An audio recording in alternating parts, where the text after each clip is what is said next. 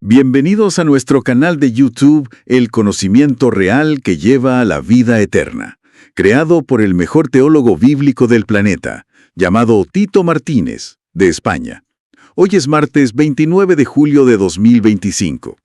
El estudio bíblico de hoy se titula Refutada la mentira satánica del purgatorio de los falsos cristianos católicos. Vamos a explorar los argumentos bíblicos que la Iglesia Católica Romana usa, para sostener la doctrina del purgatorio. Y es fundamental entender que, según la perspectiva presentada por Tito Martínez, esta doctrina es considerada totalmente satánica y anticristiana.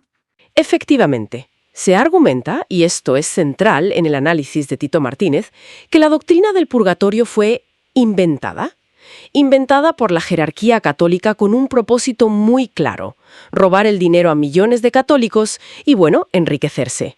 Vamos a analizar los textos que se suelen citar para justificar esta creencia, a ver qué dice la Escritura realmente. Bien, pues analicemos estos textos. El primero que menciona Tito Martínez es de 1 Pedro capítulo 1, versículo 7.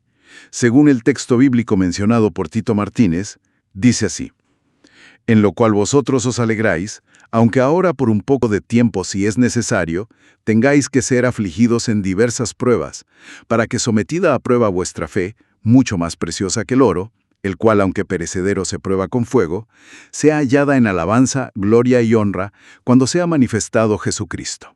Y aquí la clave es que este fuego no tiene nada que ver con un lugar después de la muerte. Se refiere claramente a las pruebas, las dificultades, las tribulaciones que pasamos los creyentes aquí, en esta vida. Son esas pruebas las que refinan la fe, como el oro se prueba con fuego. O sea, una metáfora de la prueba terrenal, no un purgatorio post-mortem. Exacto. No hay indicación en el texto, dice él, de un fuego purificador después de morir. Es una interpretación, digamos, forzada para justificar una doctrina preexistente. Vale. Otro pasaje frecuentemente utilizado está en Mateo capítulo 5, versículos 22 al 26. Según el texto bíblico mencionado por Tito Martínez, leemos: Pero yo os digo que cualquiera que se enoje contra su hermano será culpable de juicio, y cualquiera que diga necio a su hermano será culpable ante el concilio, y cualquiera que le diga fatuo quedará expuesto al infierno de fuego. Por tanto, si traes tu ofrenda al altar y allí te acuerdas de que tu hermano tiene algo contra ti, deja allí tu ofrenda delante del altar y anda, reconcíliate primero con tu hermano, y entonces ven y presenta tu ofrenda. Ponte de acuerdo con tu adversario pronto, entre tanto que estás con él en el camino, no sea que el adversario te entregue al juez, y el juez al alguacil, y seas echado en la cárcel. De cierto te digo que no saldrás de allí hasta que pagues el último cuadrante. Y aquí la interpretación católica que Martínez refuta es ver esa cárcel como el purgatorio, ¿no? Donde uno paga por ciertos pecados. Pero él argumenta que esto saca el texto totalmente de contexto. Jesús está hablando de la urgencia de reconciliarse con el prójimo, aquí y ahora. Habla de las consecuencias, ya sean terrenales como problemas legales o en el juicio final de Dios. Usarlo para un lugar de purificación intermedio es, según Martínez, una manipulación. Entendido. Continuamos con Mateo 12, versículo 32. Hay que prestar atención a la parte final. Según el texto bíblico mencionado por Tito Martínez, y cualquiera que hablare contra el Hijo del Hombre, le será perdonado, mas cualquiera que hablare contra el Espíritu Santo, no le será perdonado, ni en este siglo, ni en el venidero. Exacto. La parte clave es ni en este siglo, ni en el venidero. Algunos toman esto para decir: a veces hay pecados que se perdonan en el siglo venidero, o sea, después de la muerte, en el purgatorio. Pero Martínez rechaza esto de plano. Argumenta que la frase simplemente enfatiza la gravedad extrema de la blasfemia contra el Espíritu Santo. Quiere decir que no se perdona nunca, ni ahora ni en la eternidad. no abre la puerta a un perdón post-mortem para otros pecados, sino que cierra la puerta totalmente para ese pecado específico. Eso es. Inferir un purgatorio de ahí es, para Tito Martínez, una extrapolación sin fundamento bíblico, otra vez, para sostener una doctrina que él considera, recordemos, totalmente satánica. Vale. Y llegamos al texto que quizás es el más central en esta argumentación católica. 1 Corintios 3, versículos 11 al 15. Según el texto bíblico mencionado por Martínez, porque nadie puede poner otro fundamento que el que está puesto, el cual es Jesucristo. Y si sobre este fundamento alguno edificare oro, plata, piedras preciosas, madera, heno, hojarasca, la obra de cada uno se hará manifiesta, porque el día la declarará, pues por el fuego será revelada. Y la obra de cada uno cual sea, el fuego la probará. Si permaneciere la obra de alguno que sobreedificó, recibirá recompensa. Si la obra de alguno se quemare, él sufrirá pérdida. Si bien él mismo será salvo, aunque así como por fuego. Este es crucial, sí. La interpretación católica habitual es que ese fuego que prueba la obra es el purgatorio, y que si la obra se quema, la persona pasa por ese fuego purificador para salvarse. Pero Martínez hace una distinción importante. Dice que el fuego prueba la obra, los frutos del creyente, no a la persona misma para purificarla del pecado. Ah, claro. La salvación de la persona, dice él, ya está asegurada por estar sobre el fundamento, que es Cristo. Por eso dice, él mismo será salvo. Lo que se quema son las obras de poco valor, las hechas con madera, heno o hojarasca. Eso resulta en pérdida, pero pérdida de recompensa en el cielo, no un castigo purificador en un supuesto purgatorio. Entonces, según esta lectura, ser salvo, aunque así como por fuero, significa escapar por los pelos sin recompensa por las obras, pero no pasar por un proceso de purga. Exactamente. Para Martínez, interpretar esto como el purgatorio es una distorsión grave y vuelve a insistir en que esto se inventó por motivos económicos, para robar a la gente mediante misas por los difuntos y demás. Es una mentira satánica, dice él. Martínez también señala otros pasajes como 1 Timoteo 2:1-4 sobre orar por todos, Mateo 12:36 sobre dar cuenta de toda palabra ociosa, Apocalipsis 21:27, que dice que nada impuro entrará en la Nueva Jerusalén. Sí. Y también un texto del libro deuterocanónico de 2 Macabeos 12:44-46 sobre orar por los muertos. Según el texto bíblico mencionado por Martínez, leemos estos también brevemente. 1 Timoteo 2:14. Exhorto ante todo a que se hagan rogativas, oraciones, peticiones y acciones de gracias por todos los hombres, por los reyes y por todos los que están en eminencia, para que vivamos quieta y reposadamente en toda piedad y honestidad. Porque esto es bueno y agradable delante de Dios nuestro Salvador, el cual quiere que todos los hombres sean salvos y vengan al conocimiento de la verdad. Mateo 12:36. Mas yo os digo que de toda palabra ociosa que hablen los hombres, de ella darán cuenta en el día del juicio. Apocalipsis 21:27. No entrará en ella ninguna cosa inmunda o que hace abominación y mentira, sino solamente los que están inscritos en el libro de la vida del Cordero. Y 2 Macabeos 12:44-46. Porque si no hubiera esperado que los caídos resucitarían, habría sido superfluo y necio rogar por los muertos. Mas si consideraba que una magnífica recompensa está reservada a los que duermen piadosamente, era un pensamiento santo y piadoso. Por eso mandó hacer este sacrificio expiatorio en favor de los muertos, para que quedaran liberados del pecado. Vale. Respecto a estos, Martínez argumenta, por ejemplo, que 1 Timoteo habla de orar por los vivos, no por los muertos, para sacarlos de un purgatorio. Que Mateo 12:36 se refiere al juicio final, no a un estado intermedio. Que la pureza de Apocalipsis 21 viene por la sangre de Cristo, no por fuego purgatorial. ¿Y sobre Macabeos? Bueno, ahí es tajante. Como la mayoría de los protestantes, no lo considera parte del canon bíblico inspirado por Dios. Por lo tanto, no tiene autoridad doctrinal para establecer una creencia como el purgatorio. Lo descarta directamente como base. Entendido. Así que estos son los pilares textuales que, según el análisis detallado de Tito Martínez, utiliza el catolicismo para defender la doctrina del purgatorio.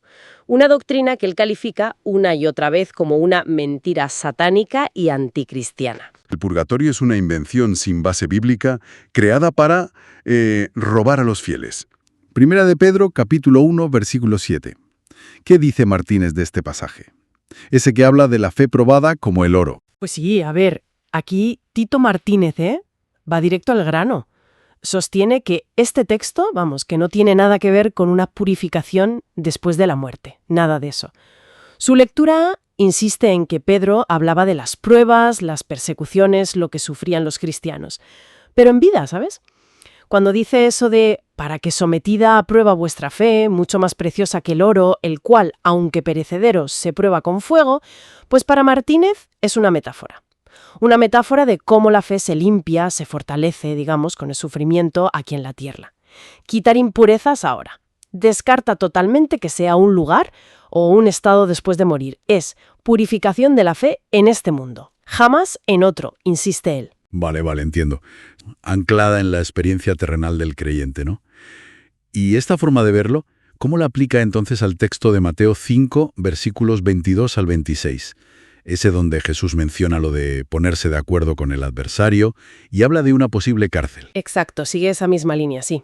El análisis que presenta Tito Martínez rechaza que este pasaje sirva para apoyar la idea del purgatorio.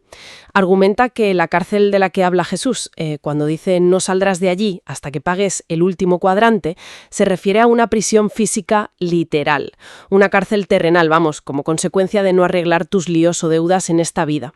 Martínez insiste mucho en que el contexto es el de las relaciones humanas, las responsabilidades aquí y ahora. Según su interpretación, claro, no hay ninguna mención a una cárcel espiritual ni a un estado intermedio de purificación más allá. Cualquier otra lectura, desde su punto de vista, sería, pues eso, sacar el texto de contexto. Una lectura bastante literal de esa cárcel, desde luego. Y esto nos lleva al tercer pasaje que Tito Martínez examina en estos fragmentos que tenemos, Mateo 12:32. Este texto, el de la blasfemia contra el Espíritu Santo, a veces se usa, ¿no?, como para dejar una puerta abierta a que otros pecados sí se perdonen después de la muerte. ¿Qué dice Martínez aquí? Aquí Tito Martínez es especialmente contundente. Rechaza de plano que Mateo 12:32 insinúe siquiera la posibilidad de un perdón post-mortem y, por lo tanto, de un purgatorio. Señala las palabras exactas de Jesús: la blasfemia contra el Espíritu Santo no le será perdonada, ni en este siglo, ni en el venidero. Y la interpretación que da Martínez es, muy directa. Ni en este siglo, ni en el venidero significa nunca. Fin. Es un perdón que no es posible ni ahora, ni en la eternidad. Punto. Y justo aquí es donde Martínez usa un lenguaje muy fuerte. El texto que estamos viendo acusa directamente a lo que él llama, y es una expresión suya muy dura, claro, papismo satánico. Le acusa, según sus palabras, de falsificar o de retorcer a propósito lo que dijo Jesús para que encaje con la doctrina del purgatorio. Básicamente le acusa de hacerle decir a Jesús algo que es justo lo contrario de lo que dijo sobre la irrevocabilidad de ese perdón en concreto. Entendido. Entonces, si unimos estas tres interpretaciones de Martínez, ¿cuál es la conclusión general que saca él de estos pasajes? ¿Qué imagen nos queda? Pues el argumento central que Tito Martínez va construyendo con estos ejemplos es que esos versículos que se usan normalmente para apoyar la doctrina del purgatorio están, en su opinión, mal interpretados de raíz. Fundamentalmente mal. Él sostiene que estos textos bíblicos, si los lees en su contexto original, pues hablan de cosas terrenales, hablan de pruebas de fe en la vida, como en 1 Pedro 1:7, o de consecuencias legales, literales, por cosas hechas aquí, Mateo 5, 22, 26, o de la irrevocabilidad total, absoluta del perdón de Dios para un pecado muy específico, Mateo 12, 32. Y por lo tanto, su conclusión es que nunca señalan a un estado intermedio para purificarse después de la muerte. No hay tal cosa en la Biblia. Su refutación, al menos en estos fragmentos, es un ataque frontal a lo que él ve como una interpretación equivocada, sin base bíblica sólida, que se usa para sostener esa doctrina. 1 Corintios 3, versículos 11 a 15, y también 1 Timoteo 2, del 1 al 4. Su argumento principal, tal como lo presenta, es que estos textos, no dan pie a la idea del purgatorio. Choca bastante con la enseñanza católica, claro. Entendido. Pues veamos qué dicen estos pasajes, siempre desde la lectura que nos ofrece Tito Martínez. Empecemos, si te parece, por el primero. 1 Corintios capítulo 3, versículos 11 al 15. ¿Qué es lo central aquí? según el texto bíblico mencionado por Tito Martínez? Muy bien, pues según el texto bíblico mencionado por Tito Martínez, el apóstol Pablo escribe, y cito textualmente, «Porque nadie puede poner otro fundamento que el que está puesto, el cual es Jesucristo. Y si sobre este fundamento alguno edificare oro, plata, piedras preciosas, madera, heno, hojarasca, la obra de cada uno se hará manifiesta, porque el día la declarará, pues por el fuego será revelada, y el fuego probará la obra de cada uno cual sea.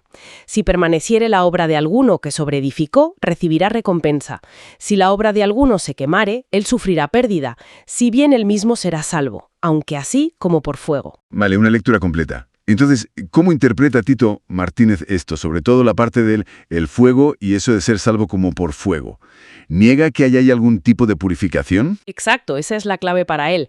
Martínez recalca que el texto habla de la obra, ¿entiendes? La obra del creyente que es probada por fuego. Es para ver si recibe recompensa o no cuando venga Cristo. El creyente cuya obra no supera la prueba, bueno, se quema. Él se salva, sí, pero sin premio. Como quien escapa del fuego, dice. Y aquí Martínez insiste muchísimo, ¿eh? Dice que el texto bíblico no dice nada, pero nada de un lugar, un sitio de sufrimiento o purificación después de morir llamado purgatorio. Ni pagar pecados ni nada de eso. Entendido. O sea que la conclusión de Martínez sobre este pasaje de Corintios es demoledora para la doctrina del purgatorio. Totalmente. Martínez llega a afirmar que esa doctrina es literalmente un invento de Satanás, que se introdujo en la Iglesia Católica Romana. Sostiene que es una doctrina, y usa estas palabras, totalmente satánica y anticristiana. Dice que es una falsificación que se enseña para sacar dinero, para hacer que la gente pague misas por almas que están en un lugar que ni siquiera existe. Lo describe como una forma diabólica de robar, de estafar, para que la Iglesia Católica se enriquezca. Caramba. Es una acusación muy, muy seria, basada en su lectura, claro. Pasemos entonces al segundo pasaje que analiza Tito Martínez. 1 Timoteo capítulo 2, versículos 1 al 4. A que se hagan rogativas, oraciones, peticiones y acciones de gracias por todos los hombres, por los reyes y por todos los que están en eminencia, para que vivamos quieta y reposadamente en toda piedad y honestidad. Porque esto es bueno y agradable delante de Dios nuestro Salvador, el cual quiere que todos los hombres sean salvos y vengan al conocimiento de la verdad. Y la interpretación que hace Martínez de estas palabras, ¿cómo descarta él cualquier conexión con rezar por los difuntos o con el purgatorio? Pues mira, Martínez aquí subraya que el pasaje no dice por ninguna parte, insiste, que haya que orar por almas de difuntos en un supuesto purgatorio. Habla claramente de orar por personas vivas, gente que está aquí, en la tierra. Menciona específicamente reyes, autoridades. No habla de muertos por ninguna parte. Lo enfatiza mucho. El objetivo de esa oración, según su análisis, es poder vivir tranquilos, en paz, en nuestras naciones, bajo esos gobiernos. No tiene nada que ver con sacar almas de un purgatorio que no existe. Así que, para Tito Martínez, este texto de Timoteo tampoco apoya la doctrina del purgatorio, ni de lejos. Correcto. Y aquí Martínez vuelve a la carga. Reitera su postura. La doctrina católica del purgatorio es totalmente satánica y anticristiana. Insiste en que fue inventada por la jerarquía católica con un fin muy claro: robar el dinero a millones de personas y enriquecerse ellos. Considera que este pasaje es otra prueba más porque, según él, se malinterpreta para justificar esas oraciones por los muertos en el purgatorio. Vuelve a decir que es una doctrina totalmente satánica y anticristiana. Lo repite varias veces en su análisis. Su análisis, como hemos visto, concluye de forma muy contundente que no apoyan la existencia del purgatorio. Y además, califica la doctrina como una invención dañina y con fines económicos. Exactamente. El análisis que presenta Martínez se apoya en una lectura, digamos, muy literal y específica de estos textos, y la contrasta directamente con la doctrina católica. Le atribuye a esa doctrina un origen que él califica una y otra vez de satánico y un propósito de enriquecimiento ilícito para la Iglesia católica.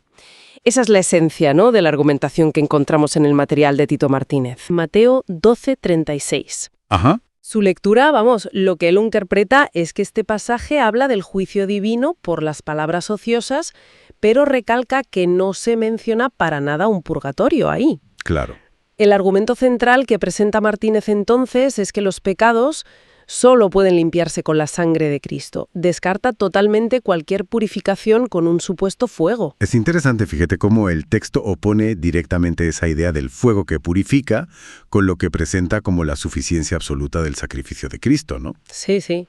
Y para, digamos, reforzar esta interpretación, Tito Martínez echa mano de varios textos bíblicos. Así es, el autor nos pide que consimplemos estos pasajes.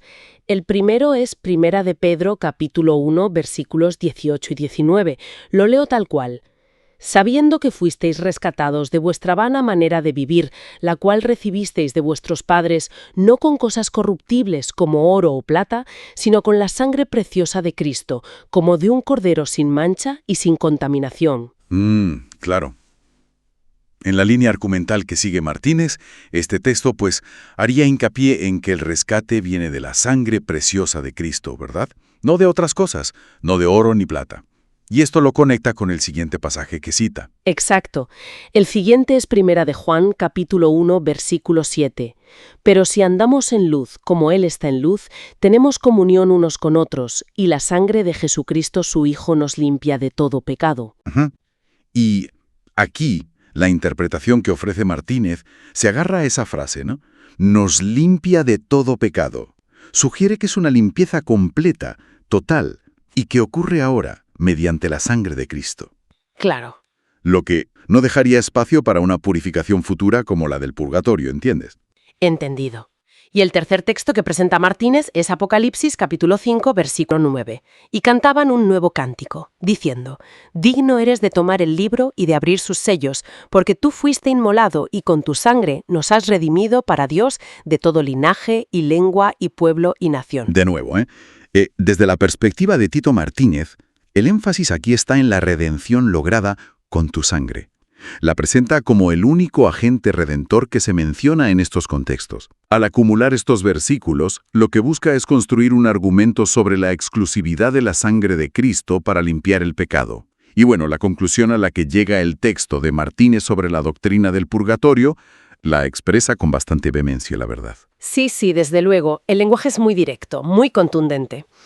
El texto de Tito Martínez llega a calificar la doctrina del purgatorio, esa idea de que el fuego limpia pecados, como una abominable doctrina de demonios y un rechazo total del verdadero evangelio, además de un desprecio total del sacrificio de Jesucristo en el madero.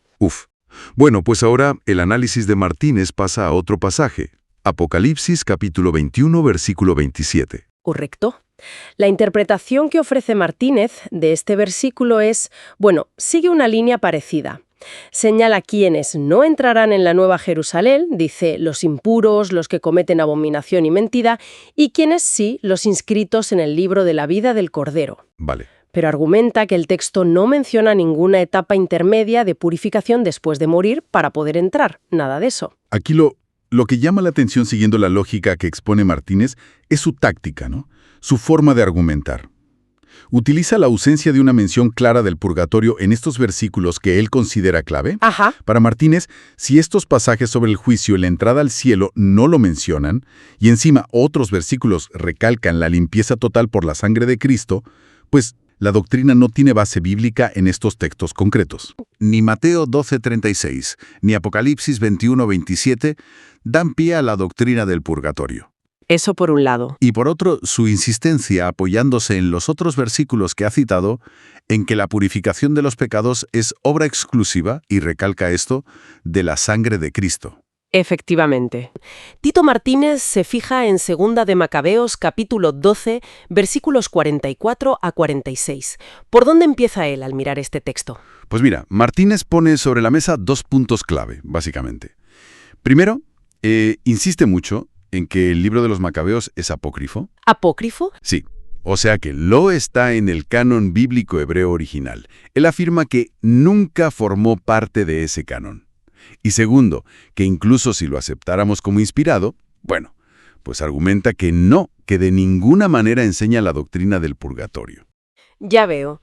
Una doctrina que, por cierto, él llama una y otra vez satánica y falsa en sus escritos. Entendido. Rechaza la validez del libro de entrada, pero aún así lo analiza. ¿Cómo lo interpreta él entonces si dice que no habla de purgatorio? Su interpretación va por otro lado. Se enfoca totalmente en la resurrección futura. A ver, cito los versículos tal como los presenta Tito Martínez en su texto.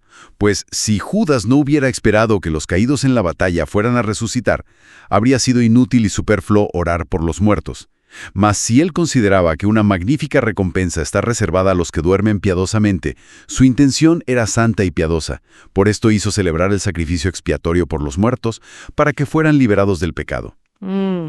Y aquí Martínez argumenta que estas oraciones son para que esa gente reciba su premio divino cuando resuciten, ¿sabes? No para sacarles de un sufrimiento ahora. Hace mucho hincapié en la frase duermen piadosamente. Para él, eso significa que están inconscientes hasta la resurrección, no en un sitio purificándose conscientemente. Vaya, es una lectura, bueno, totalmente opuesta a la visión católica habitual. Hay una manipulación intencionada detrás de la interpretación católica. Sí, ¿y de qué manera? Va mucho más allá. Acusa directamente a lo que él llama la Iglesia Satánica de Roma. Habla de una falsificación burda y diabólicamente del pasaje. ¿Con qué objetivo, según él? Pues según Martínez, para engañar a la gente, para hacerles creer en ese purgatorio del que supuestamente hay que sacar almas con oraciones y, esto es clave en su crítica, con dinero. Lo llama una asquerosa falsificación y un burdo comercio con las almas. Todo para enriquecer, dice él, a la jerarquía católica.